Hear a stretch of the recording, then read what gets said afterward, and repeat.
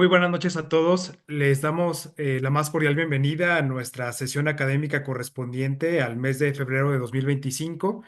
El día de hoy nos honra como ponente el doctor Sebastián Salvador Medina Ornelas, quien es médico egresado de la carrera justamente de Medicina General del Instituto Politécnico Nacional. Es especialista en medicina nuclear por parte del Instituto Nacional de Cancerología. Realizó también su alta especialidad en PET-CT por parte del Hospital Ángeles Pedregal. Actualmente se desempeña como jefe de servicio de medicina nuclear del Hospital Ángeles Lindavista y también como médico adscrito al Departamento de Medicina Nuclear del Instituto Nacional de Ciencias Médicas y Nutrición, Salvador Subirán. El día de hoy nos va a hablar acerca del yodo 131 con el tema ¿cuándo y cuánto dar de radioyodo en cáncer de tiroides? Muchas gracias, doctor Medina, por acompañarnos. Adelante, puede iniciar con su presentación. Le agradecemos mucho.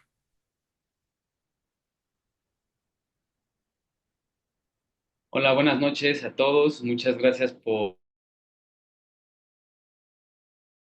un gusto ver que se pueden conectar para que podamos revisar un tema muy importante que a todos nos compete y que es de nuestra práctica diaria. Quisiera hacer normalmente un pequeño cambio en la dinámica de esto y que ustedes ahí, donde estén en su casa, estén en su área de medicina nuclear, en su consultorio, poco a poco vayamos haciendo un ejercicio y que ustedes en sus casas lo vayan respondiendo para ver si de esta manera pudiesen llegar a tener algunos conceptos y aquellos que no los tengamos completamente dominados, pues de esto se trata precisamente esta sesión, para ver cómo nos llegan los pacientes a nuestra consulta y cómo decidimos aplicar estos tratamientos.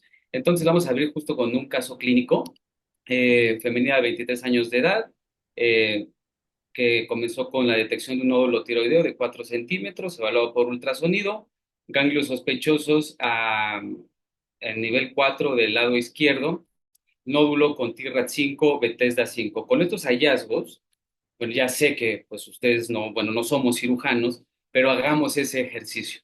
Hagamos ese ejercicio porque es muy importante también cómo se puede abordar desde un principio ese nódulo sospechoso. Entonces, con estos datos que les puse, ¿qué tratamiento proponen? Tiroidectomía total más disección selectiva izquierda, lobectomía, tiroidectomía total más disección radical bilateral o tiroidectomía total con disección central. ¿Listo? Ya lo tienen en casa. Bueno, a esta paciente se le realizó una tiroidectomía total más disección selectiva izquierda por esos ganglios sospechosos del nivel 4. El reporte histopatológico, estos son los datos más representativos, y los marcadores tumorales evaluados 4 semanas después nos arrojan una tiroglobulina y anticuerpos antitiroglobulina prácticamente negativos. Con estos datos, ¿qué riesgo tiene el paciente? ¿Qué riesgo basados en la guía que más frecuentemente se utiliza en nuestro medio, que es la ATA del 2015? ¿Ya lo tienen? Bien. Entonces es un riesgo bajo, ¿sale? Entonces, con estos datos, ¿qué le hacemos al paciente? Perdón, déjame ver. Ok, ¿qué tratamiento proponemos? Tenemos radioyodo 30 milicuris, únicamente terapia de sustitución hormonal con levotiroxina, radioyodo con una dosis de 100 milicuris o dar radioyodo de 50 milicuris. ¿Ya lo tienen en casa? Perfecto. Bien, es importante determinar que los pacientes de riesgo bajo, bueno, pues este artículo lo hemos revisado muchísimas veces porque, bueno, fueron publicados pues hace ya más de 10 años, en donde se evaluó la dosis en pacientes de riesgo bajo en una dosis de 30 milicuris versus 100 milicuris con ambos métodos de estimulación, sin hormona tiroidea y con la aplicación de TSH recombinante humana, ambos estudios de gran impacto, en donde se determinó que no había inferioridad en términos de respuesta oncológica para aquellos pacientes que recibieron una dosis baja, es decir, de hasta 30 milicuris comparado con 100 milicuris, y que tampoco tenían cambios en la respuesta oncológica con ambos métodos de estimulación, excepto en la calidad de vida, que era mejor por aquellos pacientes que recibían el Tyrogen, y aquellos pacientes que recibían hasta 30 milicuris recibían, bueno, no requerían hospitalización.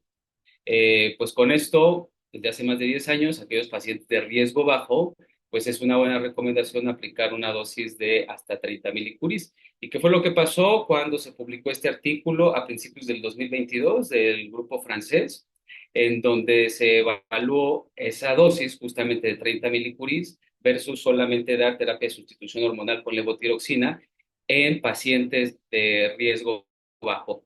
Evaluados al momento de realizar la evaluación de respuesta oncológica, tanto en eventos funcionales, eventos estructurales y en eventos biológicos. En eventos funcionales, eran aquellos pacientes si recibieron radioyodo, no eran candidatos a evaluar aquellos pacientes que no lo recibieron, por supuesto. Los eventos estructurales, aquellos hallazgos sospechosos o confirmados por ultrasonido, aquí se incluían ambos grupos, y la parte bioquímica en ambos grupos. El estudio básicamente era de no inferioridad. En el seguimiento, dos grandes grupos. ¿Qué se documentó? Bueno, se encontró que aquellos pacientes no tenían prácticamente diferencias significativas en anormalidades estructurales, funcionales o biológicas, y que no tenía tampoco una tasa de incidentes o cambios en el manejo oncológico en el seguimiento a 3 años. Es decir, que este estudio, el porcentaje de respuesta era prácticamente igual en aquellos pacientes que no recibían radioyodo comparado con aquellos pacientes que recibían radioyodo a una dosis de 30 milicuris. A partir de este año, pues muchos médicos, muchos especialistas, tanto en la parte de endocrinología, en la parte de cirugía oncológica, pues determinaron que no era necesario, realmente necesario dar el tratamiento con radioyodo en pacientes de riesgo bajo. Y es justamente lo que debemos de evaluar, porque a esta paciente le dieron levotiroxina basado en estos estudios. Y en el seguimiento a los 12 meses, ¿qué le pasó a esta pacientita? Bueno, pues era asintomática. Se le decidió realizar un seguimiento, una tiroglobulina estimulada, porque comenzó con elevación de anticuerpos mientras estaba con la terapia de sustitución hormonal. Ya vieron que inicialmente tenía anticuerpos negativos, y cuando se hace la evaluación, pues tenía sus anticuerpos en más de 100 unidades. Con esto, ¿qué es lo que realizarían ustedes basados en la estadificación dinámica modificada de la ATA? Y la otra pregunta es, ¿se aplicaría la estadificación dinámica modificada aunque el paciente no recibió terapia con radioyodo? La respuesta es sí. Precisamente de eso se trata la estadificación dinámica modificada, que puede cambiar durante el seguimiento independientemente si el paciente recibió o no tratamiento con radioyodo. Y con base en estos hallazgos, el paciente o la paciente presenta una respuesta bioquímica incompleta. ¿Con esto qué intervención proponen?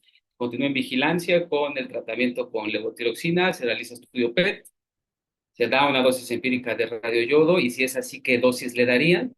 O primero realizan un rastreo con SPECT-CT. ¿Ya lo tenemos en casa? Bien, se le realiza rastreo con SPECT-CT, entonces se alcanzan a distinguir ahí, se alcanza a ver una zona incipiente de captación ahí a nivel del lecho tiroideo.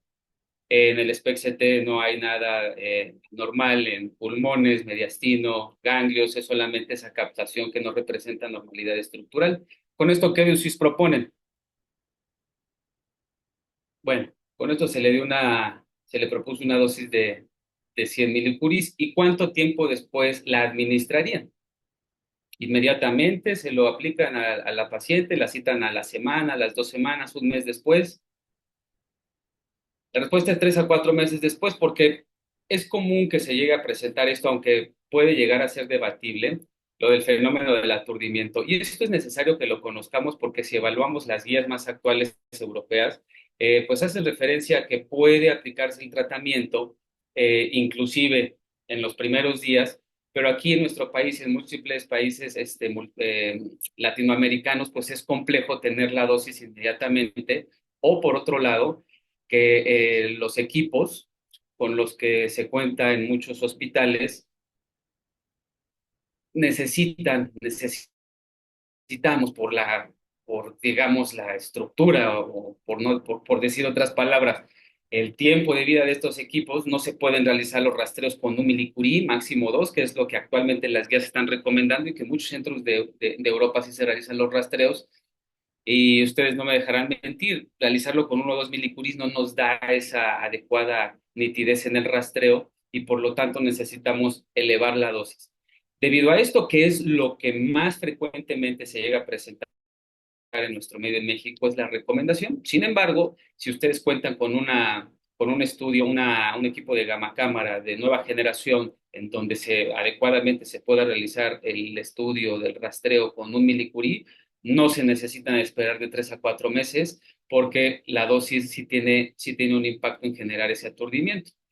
Y esto es importante que lo conozcamos en términos de radiobiología, porque una dosis de hasta 30 grays, de dosis absorbida de 3 a 30 grays, nos puede generar ese aturdimiento. Y ahora, entonces equivalente, ustedes van a preguntarse, oye, pero si yo le doy a mi paciente una dosis de 5 milicuris, ¿puedo generar ese aturdimiento? Pues la respuesta es sí, porque las dosis con las que se hacen esos rastros, que es de 2 a 5 milicuris, nos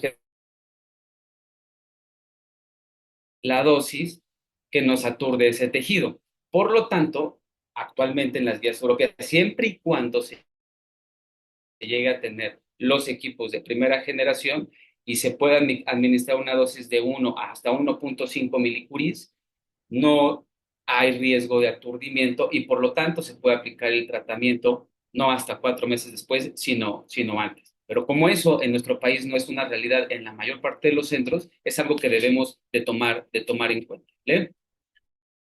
Y esta diapositiva, bueno, siempre me gusta compartírselas porque es importante determinar cuál es la dosis absorbida que necesitamos para lograr que los sitios lleguen a tener la respuesta. Entonces necesitamos una dosis de al menos 70 grays para que la enfermedad residual microscópica pues logremos destruirla. Y datos que nos reflejan que enfermedad ganglionar pulmonar y micrometastásicas que reciban de 80 a 100 grays tienen mayor probabilidad de respuesta. Ojo, aquí tiene mucho que ver las dimensiones, ¿vale? Porque pues es difícil que una lesión de 10 milímetros, aunque reciba esta dosis, podamos lograr el efecto tumoricida deseado. Y si nosotros, aquí, ¿por qué a esta paciente decidimos darle esa dosis de 100? Porque si damos una dosis menor, podemos generar radioresistencia y de esta manera puede haber clonas celulares que eventualmente pueda reducir el efecto de terapia subsecuente. Entonces es importante caracterizar bien a nuestro paciente y seleccionar bien cuál es la dosis que vamos a tener. No todos los pacientes de riesgo bajo van a requerir esta dosis, pero aquí tomar en cuenta qué fue lo que pasó. Fue una paciente de riesgo bajo que no recibió ablación y que durante el seguimiento comenzó con la elevación del marcador tumoral, en este caso los anticuerpos, se documentó que había captación, no había enfermedad metastásica y de esta manera se justifica esa dosis. Muy bien, entonces aquí la pregunta que haremos es, se dará este tratamiento o el yodo en pacientes de riesgo bajo, sobre todo con esta reciente evidencia.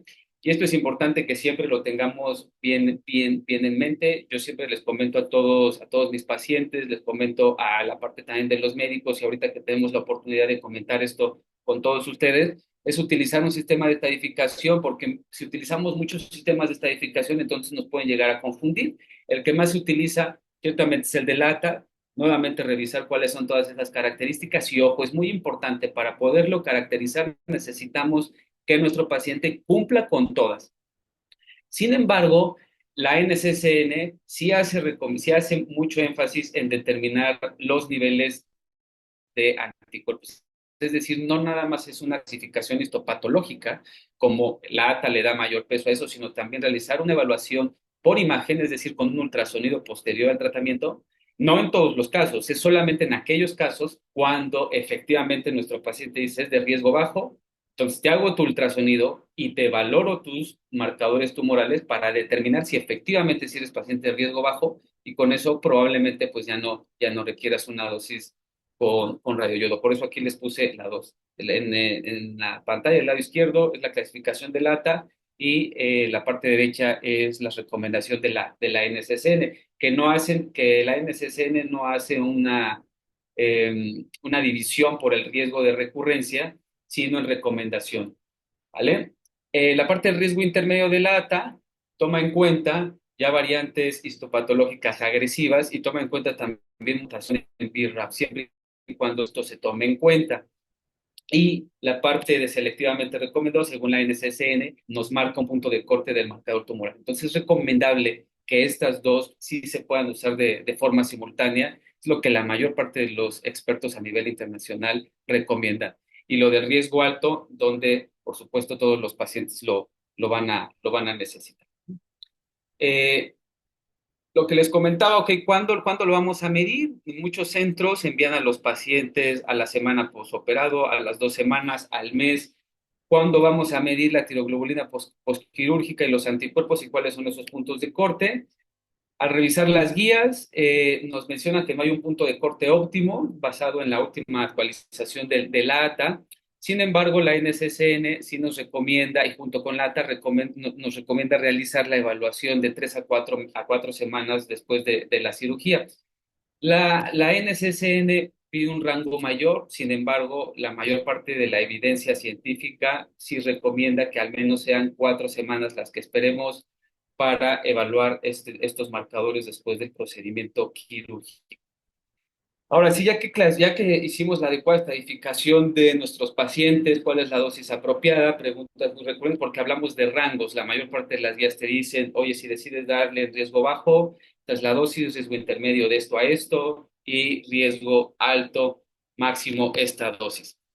Y pues bueno, lo que casi siempre ustedes van a encontrar en la mayor parte de las guías actualmente, no ha habido mucho cambio, eh, excepto ya cuando ya se recomienda la dosimetría, que esa parte la voy a tocar al final de esta charla, pero aquí como no estamos haciendo dosimetría, estamos basando nuestra decisión terapéutica en criterios clínico-patológicos, pues bien, la ATA nos recomienda, inclusive, bueno, la última actualización que fue en el 2015, todavía no estaba ese estudio del grupo francés, recomendaba a aquellos pacientes de bajo riesgo hasta 30 milicuris, de riesgo intermedio hasta 150 y con enfermedad metastásica más de 150 milicuris, algo muy similar con las recomendaciones de la NCCN y la guía de la Sociedad Mexicana de Oncología. Eh, Sin embargo, ¿cómo nosotros podemos comentarle esto a los médicos y cirujanos? ¿Cómo podemos comentar esto con la parte de los endocrinólogos, que son médicos muy activos en este tipo de patología, cuando ya se tiene esta evidencia científica y cuando muchos de ellos toman esto como referencia y no envían al paciente? No le vamos a decir, oye, es que tuve un paciente que no le dimos radioyodo y como no se lo dimos, en el seguimiento presentó elevación del marcador tumoral y eventualmente lo requirió. Bueno, es necesario tener una adecuada comunicación con cada uno de ellos y que se tenga un abordaje del paciente de tipo multidisciplinario.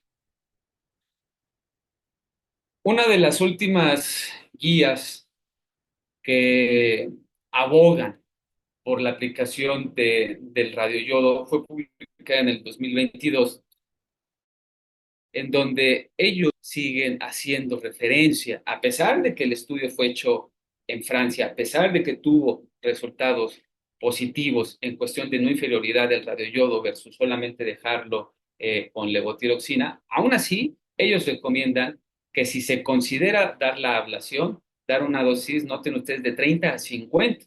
Otra lo que nos dice la AT, lo que nos decía la ATA es decir, bueno, dar una dosis de 30 milicuries puede llegar a ser suficiente. Actualmente muchos expertos recomiendan igual que en pacientes de riesgo bajo hasta 30 milicuries. Sin embargo, en esta guía llama la atención que tomen en cuenta esos 50 milicuries y comenzar a elevar esta dosis dependiendo del riesgo del paciente. Y como se lo estaba mencionando, si se realiza estudio dosimétrico, entonces sí se pueden considerar dosis superiores de 200 milicuries. Antes del 2022, las recomendaciones eran que hasta 200 milicuries los pacientes difícilmente iban a tener un beneficio. Sin embargo, si se realiza un estudio dosimétrico, se ha demostrado que inclusive pueden recibir mayor dosis y de esta manera tener un mejor impacto. Entonces, esto ya es algo que se debe de tomar en cuenta siempre y cuando en cada uno de sus centros se realice dosimetría, considerar que la dosis tope ya no es hasta 200 milicuries. Si no realizan dosimetría, sí, pero si realizan dosimetría, entonces basado en ese reporte dosimétrico.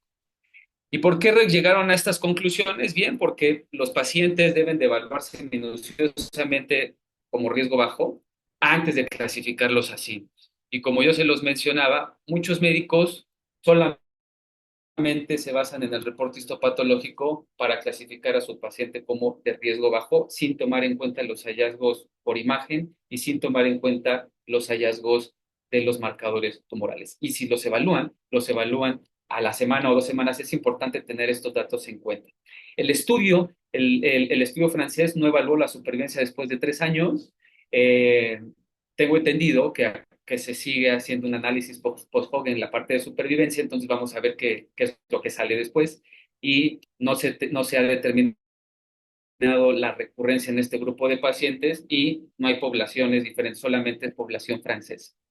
Por lo tanto, es importante que la decisión de aplicar el tratamiento con radioyodo debemos de basarnos en factores de recurrencia, inclusive en pacientes de riesgo bajo, tomar en cuenta de 30 hasta 50 milicuris. Y sí, ellos recomiendan utilizar un sistema de estadificación, el más comúnmente usado es el de la ATA, y evaluar con ultrasonido y con marcadores tumorales que lo recomienda la NCCN. Por eso les puse esas dos guías. ¿Vale? Y en la parte de tratamiento adyuvante, pues, se ha demostrado que hay incremento en la supervivencia global y supervivencia libre de progresión, y para tratar la enfermedad considerar dosis mayores a 3.700 megabecquereles. Bueno, y aquí el punto importante que les quiero mencionar en esta diapositiva es que el riesgo bajo debe de basarse en riesgos individuales. Riesgos individuales, aunque el paciente tenga su ultrasonido bien, su tiroglobulina normal, pues bueno, es importante tomar en cuenta que si no se lo vamos a dar, evaluar todas estas características clínico-patológicas, y aquí se hace una recomendación, si no utilizarlo en aquel microcarcinoma, ya sea o multifocal. No hubo cambios en la recomendación del método de estimulación. Había algún momento en el que solamente se recomendaba la aplicación del Tyrogen en pacientes de riesgo bajo. Sin embargo, mencionaron que estaba aprobado en todos los grupos de riesgo, aunque sí hay estudios que mencionan que en aquellos pacientes con enfermedad metastásica hay mayor tiempo de residencia del radioyodo cuando no se aplica el Tyrogen, y que esto puede llegar a tener mayor tasa de respuesta oncológica. Hay un par de estudios con poca población, pero no hay estudios de seguimiento en este tipo de pacientes, por lo que la evidencia no es tan sólida, pero sí lo menciono. ¿Vale? Eh, Ahora, ¿cuándo darlo el radioyodo? O sea, ya sabemos que si se lo vamos a dar en pacientes de riesgo bajo, riesgo intermedio, riesgo alto, muy bien, aquí parte de la pregunta de esta charla es cuándo lo vamos a dar en aquellos pacientes de riesgo intermedio y en aquellos pacientes de riesgo alto. Si bien aquellos pacientes de riesgo bajo sigue siendo controversial, primero si lo damos o no lo damos, ya les mostré yo la evidencia, inclusive guías que lo justifica dar siempre y cuando realicemos una adecuada estadificación, una adecuada evaluación clínico-patológica, y la evidencia nos refiere que estos pacientes tienen exactamente la misma respuesta si se lo damos a los 3 meses, a los 6 meses, 9 meses, inclusive hasta los 12 meses después. Y si nos apegamos al estudio del grupo francés, inclusive si no se les da, siempre y cuando se haya evaluado adecuadamente al paciente y se haya catalogado de riesgo bajo, a 3 años tiene exactamente el mismo resultado que si no se lo hubiéramos dado. Pero bueno, ahora la pregunta que debemos de responder, ok, ya estadificamos a nuestro paciente y es un paciente de riesgo intermedio o es un paciente de riesgo alto. ¿Qué es lo que nos dice la evidencia científica? Bueno, en este estudio, en el que se evaluaron 414 pacientes de riesgo intermedio, pero ojo, este estudio fue realizado o la estadificación de riesgo fue la de la ATA del 2009 y la respuesta, la evaluación de respuesta oncológica fue evaluado con los criterios de la del 2015. Entonces, automáticamente esto ya resta peso a la investigación porque pues no son los mismos criterios. Decidieron evaluar a los pacientes en dos grupos recibiendo la terapia en menos de 6 meses, bueno, los primeros 6 meses después del procedimiento quirúrgico o después de los 6 meses después del procedimiento quirúrgico y aplicar la dosis dependiendo del grado de severidad, o sea, es decir, no menciona en el artículo quiénes recibieron 30 milicuries, quiénes recibieron 100 milicuries, solamente mencionaban dependiendo del grado de severidad. Entonces, esta situación ya genera un poco de confusión. Básicamente lo que encontraron ellos es que no había diferencias significativas en cuestiones de la respuesta excelente, evaluación, bueno, respuesta bioquímica incompleta, respuesta estructural incompleta o respuesta indeterminado. Ellos encontraron prácticamente que era lo mismo darlo en los primeros 6 meses o después de los 6 meses. Pero ojo, lo que les había mencionado, estadificaron a los pacientes con la ATA del 2009, evalúan la respuesta con la del 2015. No hay diferencias en cuestiones de la población de a quién es 30 y quién es 100. No se les realizó SPECT, lo cual puede infraestimar los hallazgos del rastreo. El punto de corte de la tiroglobulina, de los anticuerpos antitiroglobulina fue de 8. La mayor parte de las guías no recomiendan un punto de corte y si se va a tomar en cuenta hay que realizar al menos entre 15 y 20. Y sobre todo términos muestrales. Entonces, saquen ustedes sus conclusiones con este estudio, pero es la evidencia que hay. Bien, en otro estudio, aquí ya evaluaron dos poblaciones, tanto riesgo intermedio y riesgo alto, fue más o menos la misma situación, solo que el tiempo de aplicación del radioyodo fue el punto de corte de 3 meses. Grupo uno, aquellos que recibieron el radioyodo en los primeros 3 meses y aquellos que recibieron el radioyodo después de los 3 meses. Eh, Aquí ya hicieron algo más interesante porque evaluaron la parte de la respuesta oncológica, hicieron un seguimiento a los 6 meses, a los 12 meses un seguimiento final que involucra de los 18 a los 24 meses. Y en cada uno de estos seguimientos, cuántos pacientes alcanzaron respuesta excelente, cuántos respuesta estructural incompleta, respuesta bioquímica incompleta y respuesta indeterminada. Lo que se encontró es que aquellos pacientes que vieron el radioyodo en los primeros 3 meses tenían mayor tasa de respuesta excelente comparado con aquellos pacientes que recibieron el radioyodo después de los 3 meses. En todos los grupos de estudio, tanto en la parte de tomar en cuenta en términos de recurrencia, tomar en cuenta la aplicación de lo del radioyodo y tomar en cuenta un punto de corte de la tiroglobulina. Aquí sí decidieron determinar un punto de corte de tiroglobulina, menos de 10 o más de 10, basados, al momento de leer la discusión, basados en las recomendaciones de la NCCN. Entonces tenemos este estudio que nos mencionan que sí a los pacientes les iba mejor, pero no nos mencionaban si los pacientes que llegaban a tener de riesgo intermedio no hicieron la división de los grupos, es decir, a estos les vamos a dar 100, 150 y riesgo alto 100 o 200, no solamente evaluaron esos dos poblaciones. Y algo muy similar también hicieron con este otro estudio, en donde se evaluó igual términos de población, pacientes que recibían la dosis en los primeros 3 meses después del procedimiento quirúrgico y aquellos pacientes que recibían el radioyodo de 3 a 6 meses después del procedimiento quirúrgico. Lo que se encontró es que había una ligeramente mayor tasa de respuesta en aquellos pacientes que recibieron el radioyodo de manera temprana comparado con aquellos pacientes que lo recibieron de forma tardía durante todo el seguimiento. Lo que me gustó de este estudio es que hicieron pues un seguimiento pues muy largo, un seguimiento más de 10 años, lo cual pues sí le da gran peso.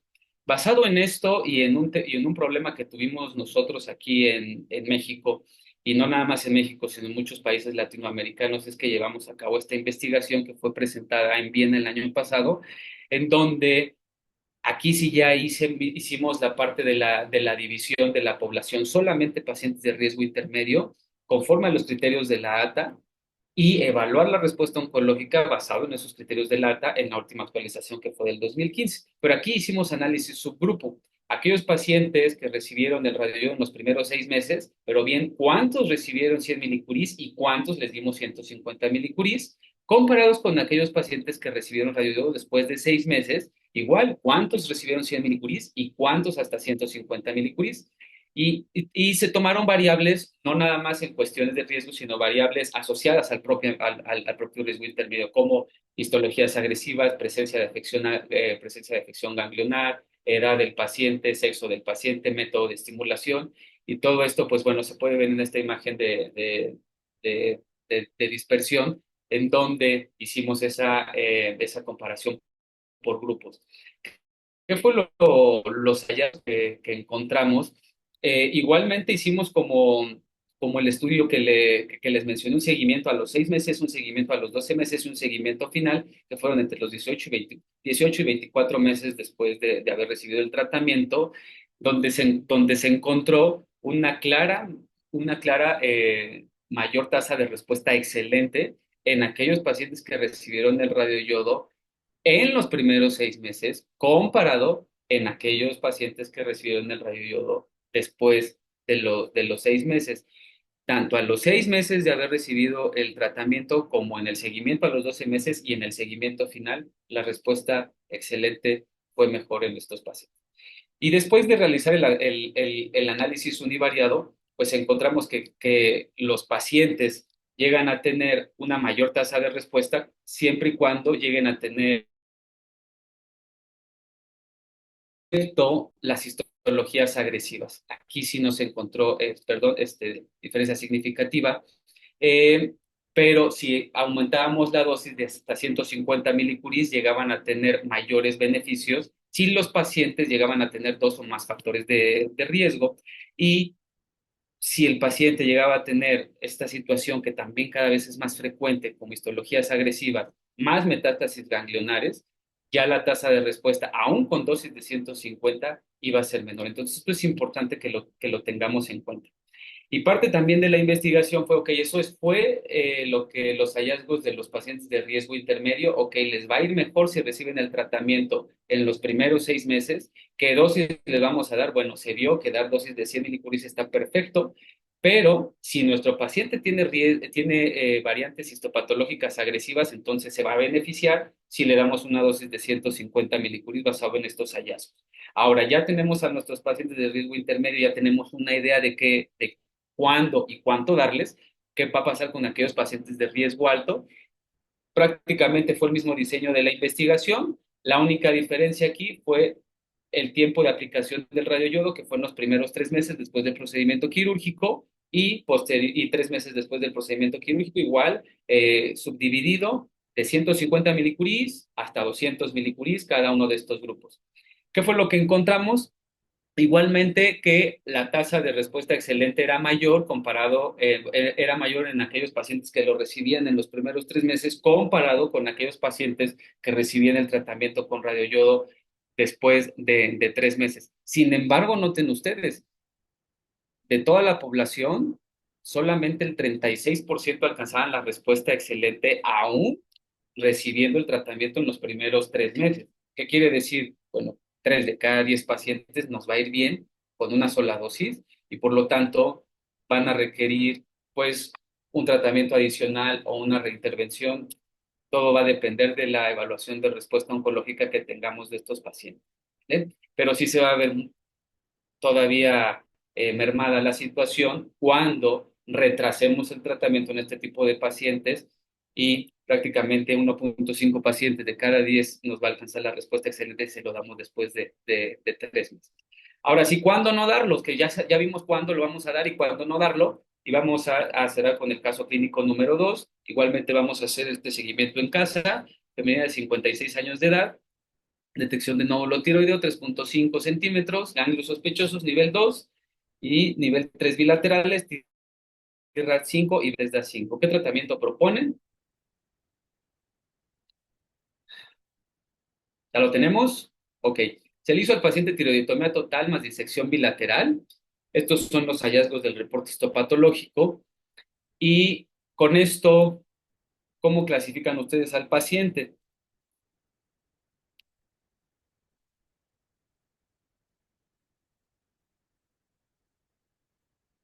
¿Estamos de acuerdo? Si no estamos de acuerdo, después me manda mensajito, ¿vale? Ok, basado en esto, ¿qué tratamiento proponemos? Damos radioyodo 100 milicuris, radioterapia a cuello, radioyodo en 200 milicuris o dar radioyodo 150 milicuris. O si tienen otra idea, también es válido que de eso se trata, ¿no? Que esto sea una lluvia de ideas ahí en casa y que podamos realizar los ejercicios porque así nos llegan a los pacientes. Muy bien, al paciente se le administró una dosis de 150 milicuris. Eh, Después del procedimiento quirúrgico, los marcadores tumorales se los pongo ahí, tienen una tiroglobulina y anticuerpos antitiroglobulina estimulados positivos altos. ¿Vale? Seguimiento a los 6 meses, el paciente presenta tos no productiva, TSH estimulada eh, y la tiroglobulina aparentemente negativa con anticuerpos antitiroglobulina todavía positivos, ultrasonido negativo. De aquí la importancia de realizar también la parte del rastreo, de realizar imágenes funcionales como el rastreo y no nada más con ultrasonido, y siempre realizar también los anticuerpos antitiroglobulina. Pero, ¿qué es lo que pasa cuando realizamos el SPECT-CT? Y de aquí la importancia de realizar el SPECT-CT. Ahora, el paciente nos está diciendo, bueno, tiene tos no productiva, ok, y si es otra cosa, puede ser COVID, puede ser influenza, pueden ser 20,000 cosas, pero si nosotros solamente realizamos el puro rastreo, nos quedamos incompletos. Nos quedamos incompletos con la información y por eso es importante realizar el SPECT-CT. Este paciente, pues, tenía enfermedad metastásica a nivel pulmonar. Con estos datos, solamente recibió una dosis de radioyodo, que fue una dosis alta. ¿Qué es lo que ustedes harían? ¿Qué es lo que seguiría? Antes de llegar a este punto, es necesario determinar cuál es el panorama molecular que nos lleva a ese tipo de escenarios. El simportador yodo-sodio está influenciado por la TSH. Esta TSH va a estimular a su vez la producción de AMP cíclico que va a procurar la expresión génica a través de PAX8 para que se pueda estimular este simportador yodo-sodio. Sin embargo, esto se va a ver alterado cuando existen alteraciones en las vías del MEC, PI3K, AKT, mTOR. Entonces, si esto se llega a presentar, entonces no va a haber expresión del simportador yodo-sodio, pero sí va a haber ese cambio, va a ser ese fenómeno de flip-flop, en donde ya la célula tiroidea, esa célula tumoral, va a perder diferenciación y no va a expresar el simportador yodo-sodio, pero sí va a expresar el transportador GLUT1. Y esto va de la mano también con la diferenciación celular.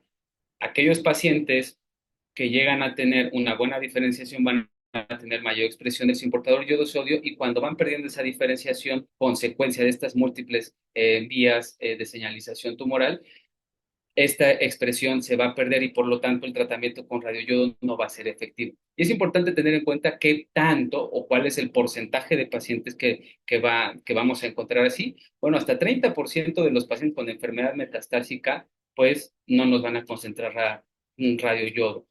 Y esta situación se va a ver agravada cuando la mutación BRAF esté presente y va a incrementarse casi el 100% cuando tengamos estas dos mutaciones de BRAF y TERT. Entonces es muy importante tener en cuenta cuáles son los mecanismos en vías de señalización tumoral implicados en la no expresión del simportador yodo-sodio o el cambio en el sustrato metabólico del yodo por la glucosa.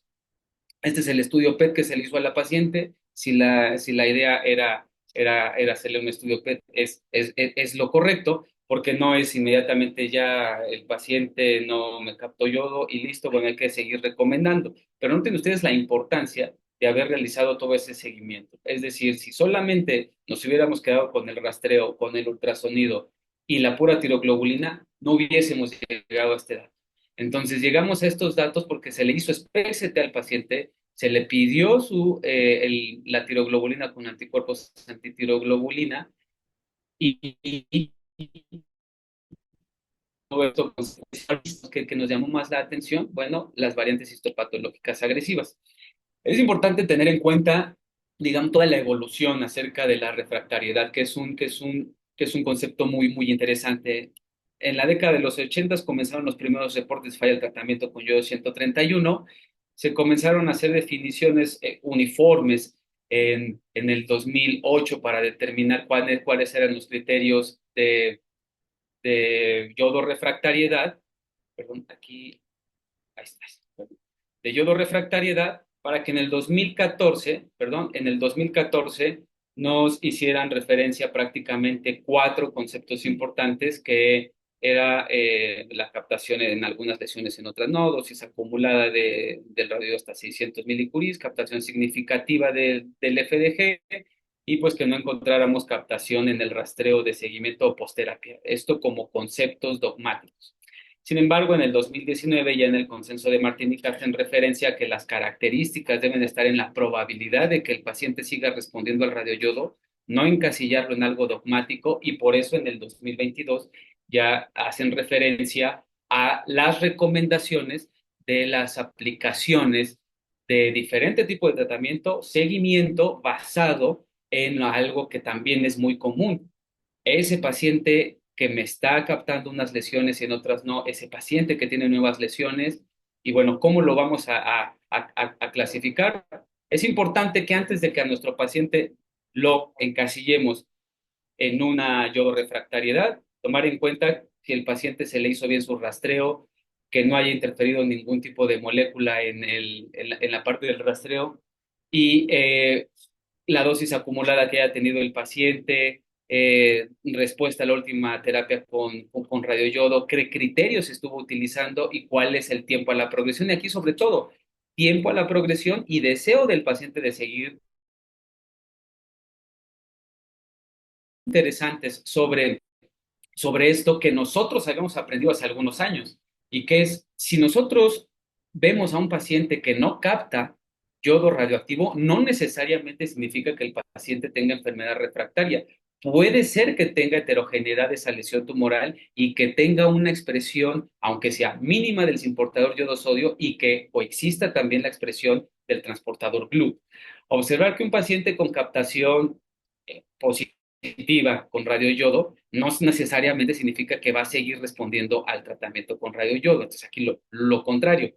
Sí es importante que a mayor dosis acumulada, menos probabilidad de respuesta en dosis subsecuentes, y una lesión metastásica no respondedora no es criterio de yodo refractariedad. Aquí es donde se busca la terapia dirigida a ese tipo de lesiones antes de encasillar al paciente como tal y privarlo del beneficio sistémico del yodo radioactivo.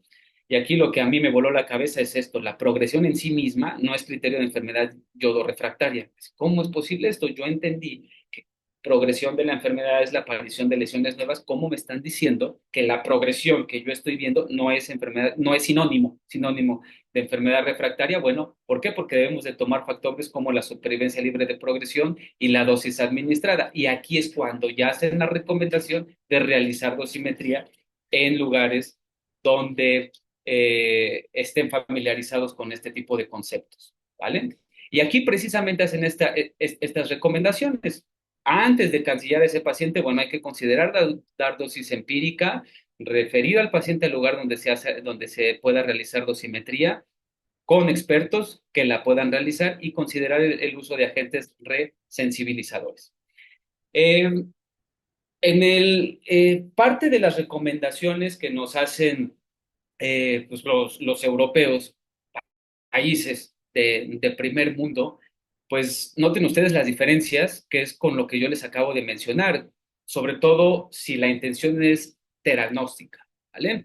O sea, si en nuestro paciente específicamente lo vamos a abordar desde un concepto teranóstico, es decir, que vamos a aplicarle el tratamiento no solamente con la parte histopatológica, sino también con un rastreo, que también en muchos centros se realiza con la intención de realizar dosimetría. Perfecto.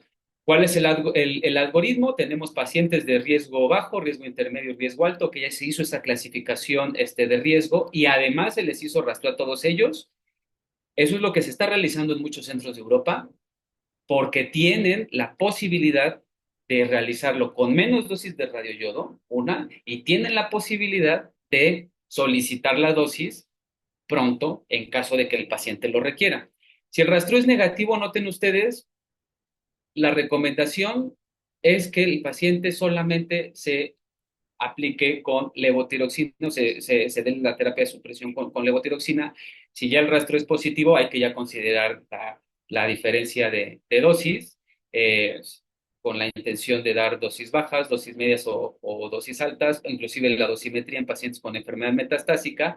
Pero ojo, si encontramos un paciente con rastreo negativo, pero marcadores tumorales positivos, no realizar, bueno, no aplicarle de una vez radio yo, primero realizar un estudio PCT y ya con eso guiar la mejor decisión terapéutica. Pero ojo, esto lo realizan en aquellos centros especializados que tienen equipos de nueva generación, que tienen la posibilidad de tener el radioyodo prácticamente a la mano y que tienen la posibilidad o toda la infraestructura al mismo tiempo, que no es una realidad en nuestro país, ¿vale? Y, insisto, es el algoritmo diagnóstico recomendado, pero a diferencia de otras recomendaciones, por ejemplo, en la NCCN, noten ustedes que sí recomiendan que aquel paciente, en términos de recurrencia, considerar una dosis empírica, aunque tengamos estudio rastreo negativo y aunque tengamos un estudio PET negativo, cosa que sí no lo recomiendan otras guías, pero sí lo recomiendan los expertos de la NSC en Estados Unidos. Y a fin de conclusión, en aquellos pacientes, un algoritmo sugerido cuando tengamos algo que es muy frecuente encontrar en esto medio, marcadores tumorales elevados y rastreo negativo, ya se inicia en el seguimiento, ¿qué es lo que vamos a hacer? Primero, importantísimo, descartar un falso negativo y todos los factores involucrados a dieta del paciente, método de preparación, sustancias que pudieron estar interfiriendo con la captación del radioyodo y que se haya hecho de manera adecuada, es decir, acorde a las guías de la Sociedad Americana y la Sociedad Europea de Medicina Nuclear, tanto el rastreo como con SPECT. Ok, es importante realizar una adecuada estratificación dinámica, es decir, si no conocemos bien el concepto de respuesta bioquímica incompleta, respuesta indeterminada, entonces estamos metidos en un problema porque podemos darle un manejo inadecuado a nuestro paciente. Una vez que se realizó esto, digamos, el siguiente paso ya sería considerar modalidades de imagen dirigidas. Un PET-CT con FDG sería la primera opción. Se pueden considerar también otros radioterapia. Y algo que también es importante que, aunque el cáncer de tiroides no es un tipo de cáncer que de usualmente metástasis cerebrales, la mayor parte de expertos recomiendan que ante un estudio PET-CT negativo con marcadores tumorales positivos, realizar un estudio de resonancia magnética cerebral, porque del 3 al 5% de los pacientes pueden desarrollar enfermedad metastásica sistema nervioso central. Y ya una vez que se haya identificado dónde está la enfermedad, bueno, tomar en cuenta un tratamiento dirigido en caso de enfermedad oligometastásica, si esto es posible. ¿Vale? Pues bueno, eso sería prácticamente todo de mi parte. Cualquier duda o pregunta, estoy a sus órdenes. Muchas gracias por su atención. Muchas gracias, doctor Medina, por su excelente charla. La verdad es que nos ha ilustrado mucho con los conceptos actuales del tratamiento con yodo radioactivo. Le agradecemos mucho. ¿Tenemos alguna pregunta para el doctor Sebastián Medina? Pueden hacerla en el chat o bien abriendo sus micrófonos también, es posible, o levantando la mano. Tenemos por lo pronto una felicitación por parte del doctor Matos. Dice, gracias, felicidades, hasta pronto.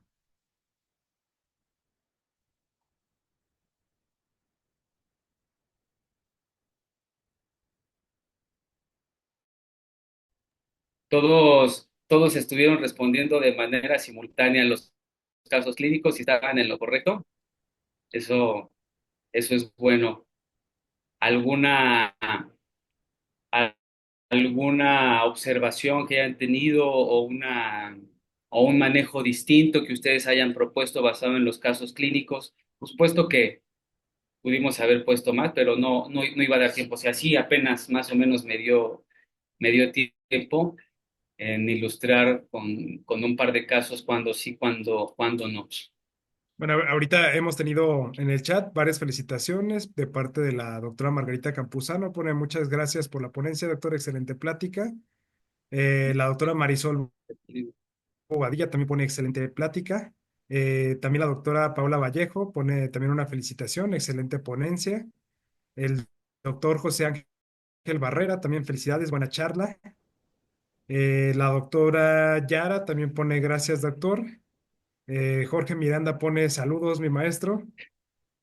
Ok, tenemos una del doctor Jesús. Buenas noches. ¿Cuál sería la indicación de dar yodo si es que la hay en un cáncer de tiroides no operable? ¿Y cuál sería la posibilidad de Eso es una radioterapia? pregunta muy interesante porque esos pacientes normalmente los vemos en centros de referencia. ¿Por qué situación? Porque el tratamiento con radioyodo está bien estudiado, que lo vamos a dar en aquellos pacientes que ya se les hizo tiroidectomía total y que de esta manera van a obtener el mayor beneficio. Sin embargo, cuando el paciente no es operable o se hizo o quedó con enfermedad macroscópica porque había un importante volumen tumoral, es decir, no se podía operar el paciente bien. ¿Qué es lo que sugieren muchos expertos? Número uno, que no es contraindicación absoluta de aplicar radioyodo, claro que no, hay que individualizar el caso. Hay pacientes que se pueden beneficiar de tratamiento con radioyodo, aún en este tipo de escenarios, considerar el proceso inflamatorio local. Sin embargo, no hay evidencia de supervivencia global aplicado el tratamiento con radioyodo y la intención sería paliativa. Aquí hay que estar en estrecho contacto con el departamento de radiooncología porque hay muchos pacientes que pueden beneficiarse de radioterapia comparado con radioyodo. Si el paciente no es candidato a una radioterapia, podríamos considerar con fines paliativos únicamente el radioyodo, pero sí es algo que necesitamos llevarnos como antes se tenía pensado.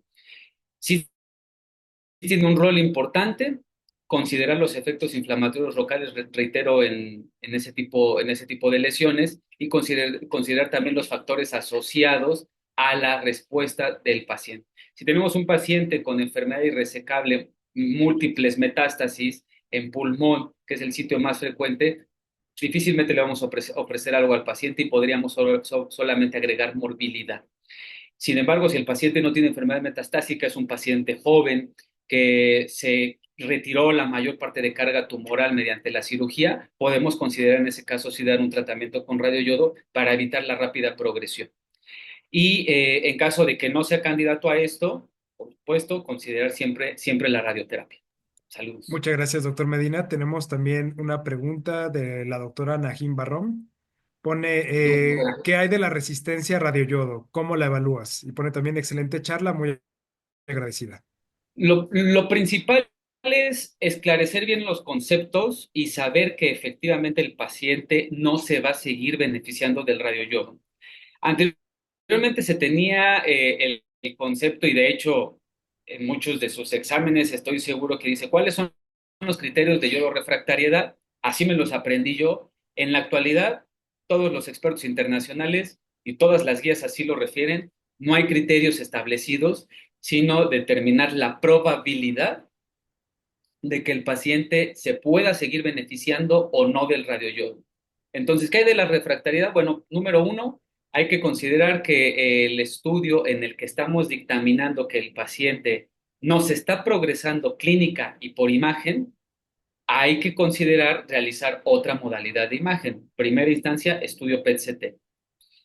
Los expertos, como se los mencioné en esta última guía, mencionaban que el hecho de que tengamos una lesión no respondedora al radioyodo o inclusive la progresión en sí misma no es sinónimo de yodorefractariedad porque debemos de considerar diferentes elementos como cuántas lesiones han aparecido, asociación de síntomas del paciente, tiempo de la progresión del paciente y cómo ha estado evolucionando el paciente desde la parte de la cirugía hasta la evidencia de esa progresión. Ejemplo, el paciente que recibió una dosis de radioyodo y a los 6 meses nos están apareciendo lesiones a nivel pulmonar, hígado, hueso, bueno, difícilmente se va a seguir beneficiando del radioyodo, excepto aquel paciente que inicialmente respondió bien, presentó recurrencia que fue manejada con radioyodo, nos respondieron unas lesiones y otras no. Bueno, en este paciente se puede seguir considerando el tratamiento con radioyodo. O el otro escenario, el paciente que presenta recurrencia que no es yodo captante, pero que puede ser susceptible de manejo con ablación o con radioterapia y que esto no necesariamente represente la yodorrefractariedad. Entonces, para poder encasillar a ese paciente, es lo que los expertos nos recomiendan, es muy delicado, porque esto priva al paciente de múltiples terapias oncológicas dirigidas, incluyendo el radioyodo, ablación y radioterapia, y lo deja solamente en un pequeño segmento con inhibidores de tirosina sinasa, con múltiples efectos secundarios y con poca posibilidad de respuesta, en donde lo mejor es tasas de respuesta parcial nada más. Muchas gracias, doctor Medina. Tenemos también un agradecimiento. El doctor Julio pone muchas gracias, doctor. El doctor Alan Javier Aguilar también pone muchas gracias, doctor. Excelente. La doctora Claudia Tomás también pone Sebastián. Muchas gracias, muy buena plática. El doctor Jesús pone gracias, excelente. Y la doctora Karen Rendón pone buenas noches. Muchas gracias por la charla. Usted manejó el concepto de radioresistencia. No sé si usted conozca un poco más del tema. Dice, no solo por la heterogeneidad tumoral o baja expresión del NIS, sino por la resistencia a las emisiones Claro, beta. la radioresistencia es un fenómeno que se conoce desde hace muchos años y no es específicamente el radioyodo. Hay la radioresistencia a múltiples tipos de tumores.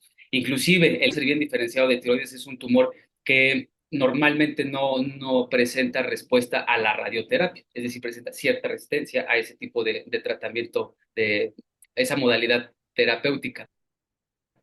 Sin embargo, aterrizando ese concepto de radioresistencia, sería radioyodoresistencia. ¿Por qué situación? Porque la aplicación de dosis subletales al tejido tumoral metastásico puede condicionar que se generen clonas celulares que tengan mayor capacidad de resistir a eventuales tratamientos.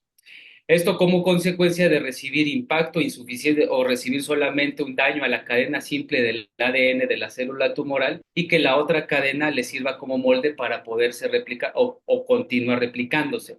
Lo que buscamos con la ablación o con la necrosis es destruir la doble cadena del ADN para que de esta manera la célula tumoral no se replique, cosa que se logra con el radioyodo siempre y cuando escojamos bien a nuestros pacientes. Si damos una dosis insuficiente, podemos generar eso, es decir, podemos generar solamente un daño a la cadena simple del ADN y de esta manera se puede regenerar y replicar haciendo de esta forma la radioyodo resistencia.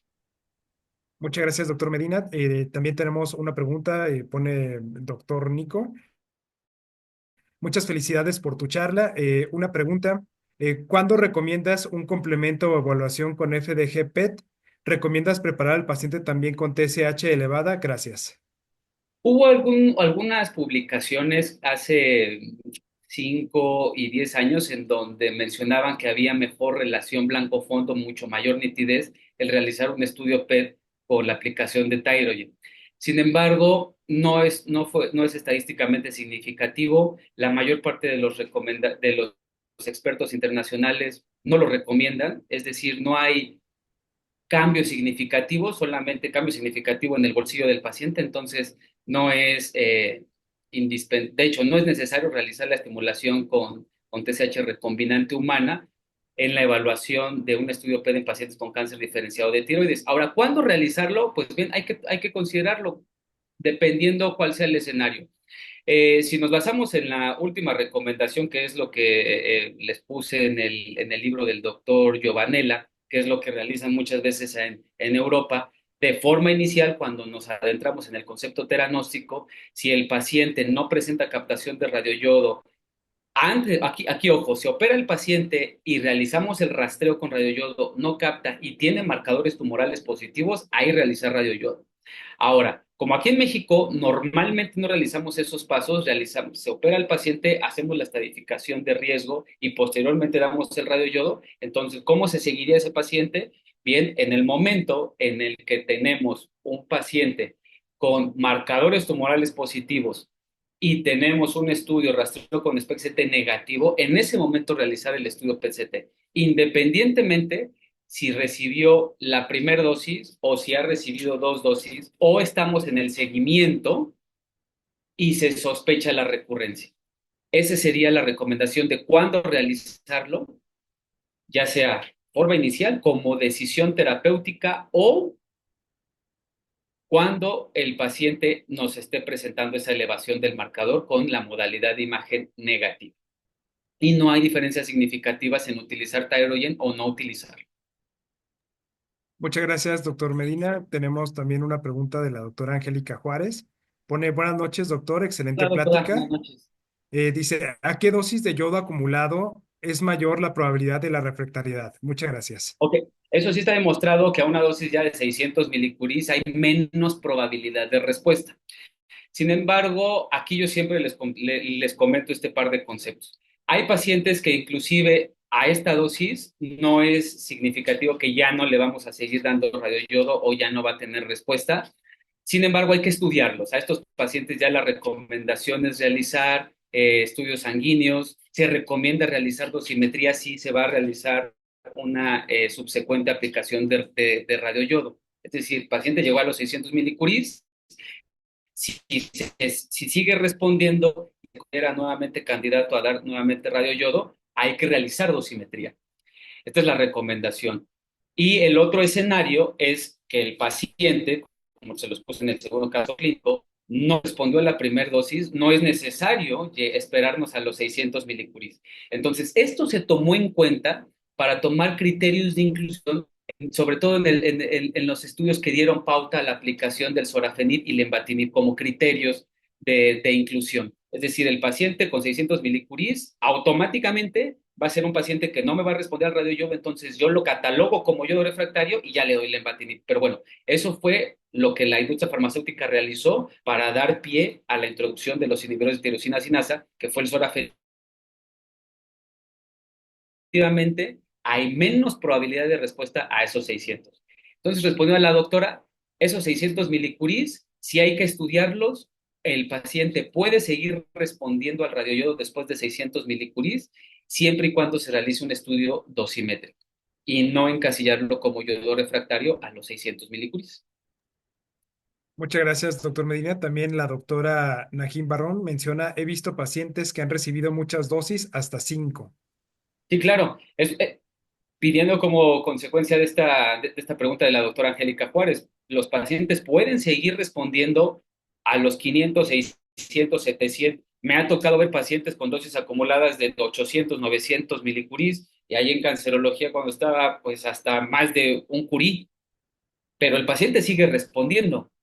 Mientras el paciente siga respondiendo y no tengamos evidencia de toxicidad de médula ósea ni toxicidad renal, tenemos que seguir dando el tratamiento con la intención terapéutica.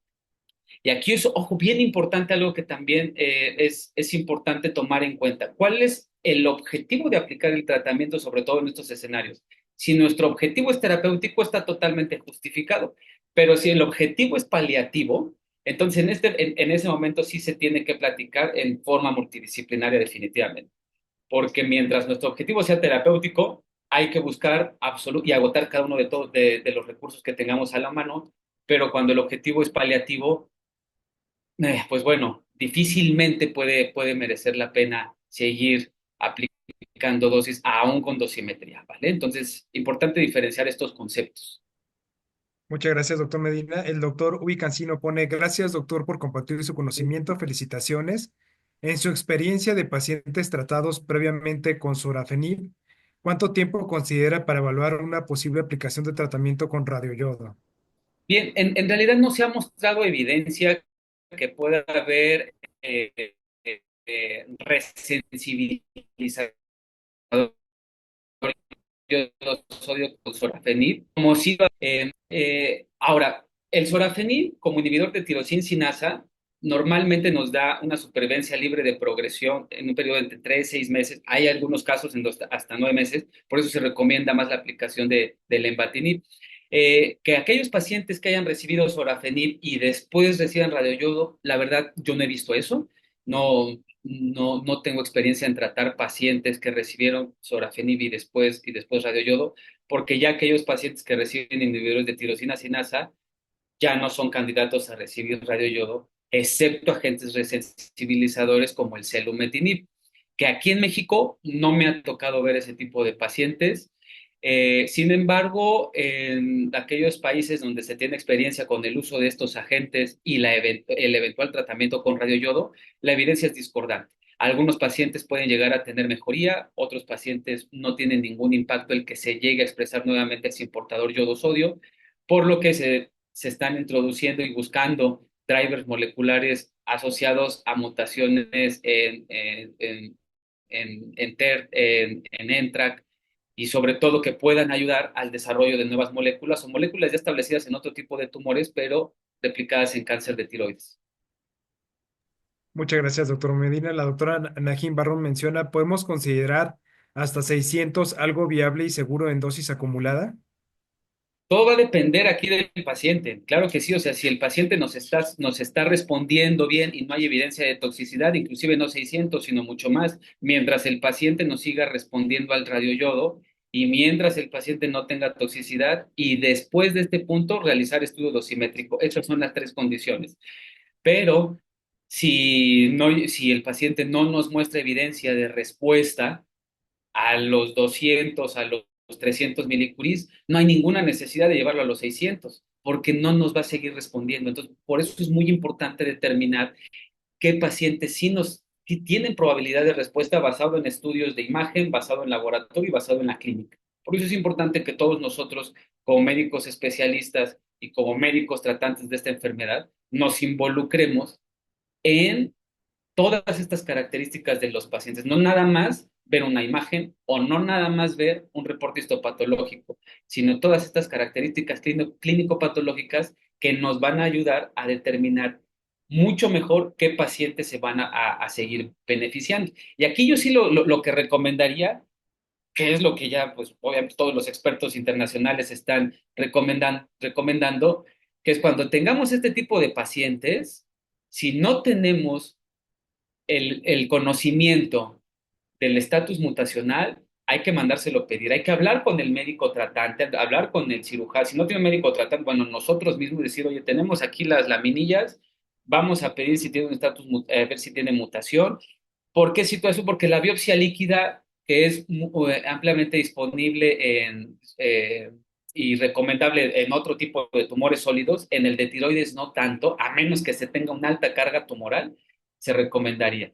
Entonces, cuando tengamos estos pacientes que no nos están respondiendo al tratamiento con radioyodo, ya tienen una dosis acumulada alta, vamos a buscar intencionadamente este tipo de mutaciones para ver si esto es lo que probablemente nos esté condicionando esto, como se los puse en una diapositiva. Si tiene estas mutaciones en BRAF, 70% de los pacientes no nos va a responder al radioyodo. Entonces es importante buscarlas como recomendación. ¿Le? Respondió a la doctora. Gracias. Muchas gracias, doctor Medina. La doctora Rocío Hernández pone muchas gracias. Excelente charla como siempre. También tenemos un comentario del doctor Carlos Montoya. Dice, excelente conferencia, doctor Sebastián Medina. Muchas felicidades y gracias por su gran aportación. Y también nos pone el recordatorio, ¿verdad?, de que estamos a 14 días de nuestro gran congreso a las BIM Federación en Cancún. Los esperamos. Tenemos un gran programa académico y un gran intercambio comercial con las casas comerciales. Y bueno, sí, seguramente va a ser algo excelente también para todos allá, ¿verdad? Ponen también por parte de los residentes de El Salvador Subirán, ponen excelente presentación. Gracias, doctor. Ahí también lo mencionan. Eh, no sé si tenemos alguna otra pregunta o alguna otra duda para el doctor Sebastián Medina. Doctor Medina, por ejemplo, en el caso de sus pacientes en los que utiliza como vía de preparación la aplicación de Thyrogen, ¿les hace alguna recomendación adicional? ¿Les suspende algunos días la levotiroxina? ¿Les hace algo de dieta o absolutamente nada y solo la aplicación del par de inyecciones de Thyrogen? Hasta antes del 2019, la recomendación es que si va Thyrogen no se beneficiarían los pacientes con realizar dieta. Sin embargo, después de las recomendaciones de la guía del doctor Abraham, sí recomiendan que independientemente del método de estimulación, el paciente vaya a dieta libre de yodo al menos una semana antes, si va con Thyrogen. Yo lo que hago es los dejo 2 semanas libres de yodo.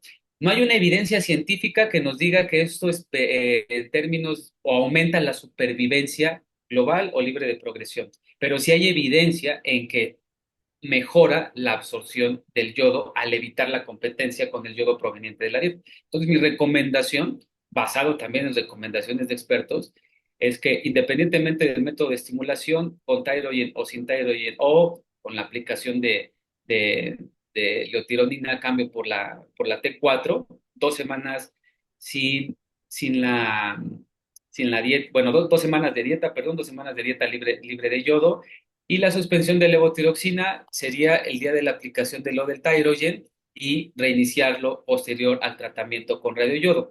Hay algunos pacientes, y de hecho también esto como recomendación de expertos, hay algunos médicos que no suspenden la levotiroxina con la aplicación del Thyrogen. No hay alguna evidencia científica que te diga, oye, a estos pacientes sí se les tiene que suspender el día de la aplicación, comparado con aquellos pacientes en que no hay que suspendérselos, ¿vale?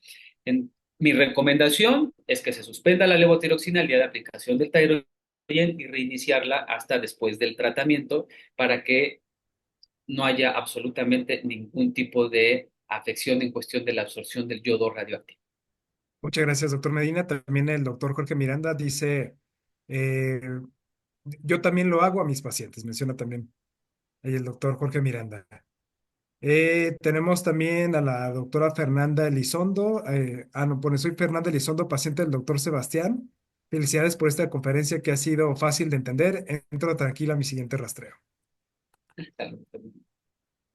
Y doctor Medina, por ejemplo, hemos visto que en algunos otros escenarios de otras neoplasias, por ejemplo, tumores neuroendocrinos, también más recientemente cáncer de próstata, ha estado viendo cada vez más un advenimiento de terapias combinadas.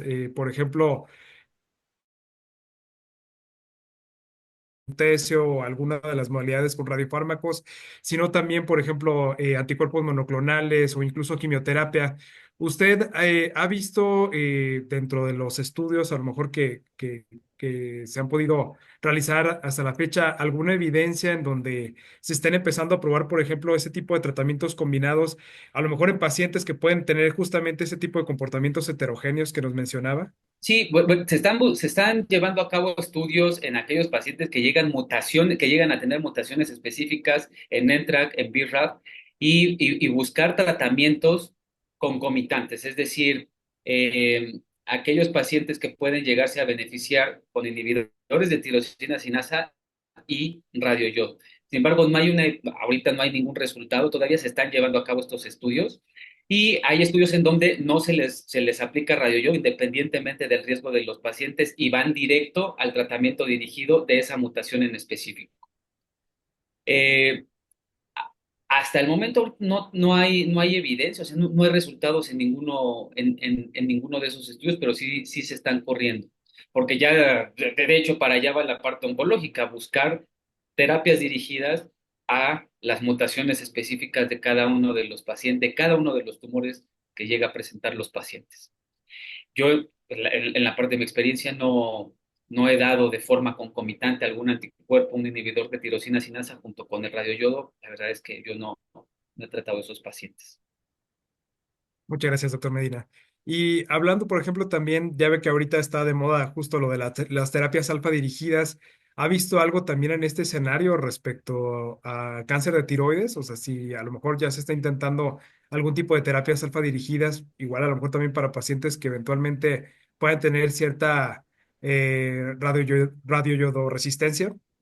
Claro, o sea, sí hay estudios que se están corriendo en aquellos pacientes, por eso es la búsqueda de realizar otro tipo de radiotrazadores, no solamente el FDG. Si la intención es realizar tratamiento con radionúclidos, es buscar otro tipo de radiotrazadores como Dotato, bueno, en este caso Oplotide, PSMA, para dar tratamientos dirigidos. Con lutecio 177 o con actinio 225 hay evidencia que nos refiere a que estos emisores, otros emisores beta y estos emisores alfa, muestran respuesta. Sin embargo, hay resultados también heterogéneos. ¿Por qué? Porque la muestra no es muy amplia. No hay estudios que nos evalúen supervivencias globales comparado, porque aquí lo que cabría lo que le daría mucho peso a esto sería que se comparara, por ejemplo, con las terapias estándar con los inhibidores de tirosina sinasa. Pero ese es un camino que nosotros como especialistas en medicina nuclear podemos buscar, que aquel paciente que ya no se va a seguir beneficiando del radioyodo, realizar un estudio con un radiofármaco diferente, buscando aplicar otro tratamiento por medicina nuclear, ya sea con lutecio-177 o con actinio en aquellos lugares en donde esté disponible. También esto es recomendable, sobre todo en aquellos pacientes en quienes no se les o no se pueden beneficiar de inhibidores de tirosina sinasa o se llegan a presentar muchos efectos secundarios, por ejemplo, el más frecuente que es síndrome mano-pie o la hipertensión arterial, que es lo que más comúnmente les cuesta trabajo a muchos oncólogos manejar. Y cuando el paciente ya no se va a beneficiar de inhibidores de tirosina sinasa, es decir, ¿qué le damos? ¿Qué más se le va a dar al paciente cuando es un paciente joven que nos está progresando? En este escenario es donde sí se buscaría aplicar otro tipo de tratamientos y donde hay evidencia mixta. Algunos se pueden beneficiar y otros, pues, aunque intentemos, no van a tener el, el desenlace deseado. Muchas gracias, doctor Medina. Creo que ha sido también muy interesante esta ronda de preguntas y respuestas, al igual que los comentarios. Agradecemos mucho a nuestra audiencia también por su gran participación. También el doctor Felicísimo pone excelente plática como siempre. Felicidades. No sé si hay por ahí algún otro comentario o alguna otra pregunta, aprovechando que tenemos aquí todavía al doctor Medina, ¿va? Que ya lo entretuvimos un poquito más Aquí, de tiempo. aquí estoy para mí es un auténtico placer que ver a todos ustedes que se conecten, ver esa parte de entusiasmo y precisamente haciendo la secuencia de entusiasmo que dije, bueno, ¿cómo puedo captar más su atención? Bueno, vamos a tener unos casos clínicos y que nos puedan estar siguiendo. Y cualquier duda o pregunta, bueno, pues ya saben, porque pues ustedes se enfrentan diario a esto y diario se van a enfrentar con problemas seguramente mucho más retadores que los casos que les puse. Incluso Muchas también gracias. aquí la doctora Najim Barrón pone, ojalá le inviten a dar otra charla, es un tema vasto y muy interesante. Y Gracias, sí, claro, doctor. siempre también un agradecimiento a los organizadores, pero sí, efectivamente siempre yodo radioactivo es un tema bastante fuerte para nosotros como médicos nucleares, ¿verdad? Muy bien. Y el Sergio, hay doctor un Jorge Miranda comentario. nos pone una pregunta más, dice, ¿en cuánto tiempo después de unas sesiones de radioterapia se aplica yodo? Bueno, en aquellos pacientes en que se considere primero dar radioterapia por las cuestiones que previamente dijimos que era un paciente que no se pudo operar completamente o que tiene enfermedad residual macroscópica y resecable y que inicialmente no es candidato a radioyodo, la recomendación, también por la situación del fenómeno de aturdimiento, aunque no se haya aplicado radioyodo, pero puede haber también disfunción del importador yodo-sodio, es esperarnos de 3 a 4 meses. Aplicar el mismo concepto de la administración de una dosis baja de radioyodo. Sobre todo, se me viene a la mente el escenario de un paciente que tiene enfermedad residual macroscópica en cuello junto con enfermedad metastásica en pulmón. Se puede dar radioterapia a cuello y la intención de dar radioyodo para la afección pulmonar 3 a 4 meses después. Muchas gracias, doctor Medina. No sé si tenemos Sergio, alguna última. Sergio, hay un comentario de una paciente, el doctor Medina, si lo quieres revisar o leer, por favor. ¿Sí Muchas, ¿Hay otro más? Sí, ¿Sí? no, parece que sí es el de la doctora, el de la paciente Fernanda Elizondo, Ah, ok, está sí, sí. que bien. también. Y bueno, doctor Montoya, no sé si quiere aprovechar también la comunicación para nuevamente invitar a nuestros asistentes al Congreso de Alasbim. Le cedemos la palabra. Sí, Sergio, muchas gracias y nuevamente felicitarte, Sebastián, por tu excelente calidad profesional que tienes y bueno, seguramente también te vamos a tener en unos días más en Cancún, así es que queremos invitarlos a todos. Estamos a 14 días de este gran congreso en Cancún de Alasbin y de la Federación, y el doctor Sergio López Buenrostro, al igual que el doctor Miguel Ángel Olarte, han tenido un gran desarrollo en el programa académico, así es que los esperamos allá. Muchas gracias, doctor Montoya. pues agradecemos a todos nuestros asistentes por su asistencia precisamente a la sesión académica del día de hoy. Vamos a tener todavía una sesión académica correspondiente al mes de marzo para el próximo viernes. Ya estará mandando Laura por ahí el cartel publicitario también para darle difusión a esta sesión académica que vamos a tener. Y pues posteriormente, marzo se viene, como nos menciona el doctor Montoya, con muchas actividades, sobre todo pues ya teniendo el magno evento en puerta.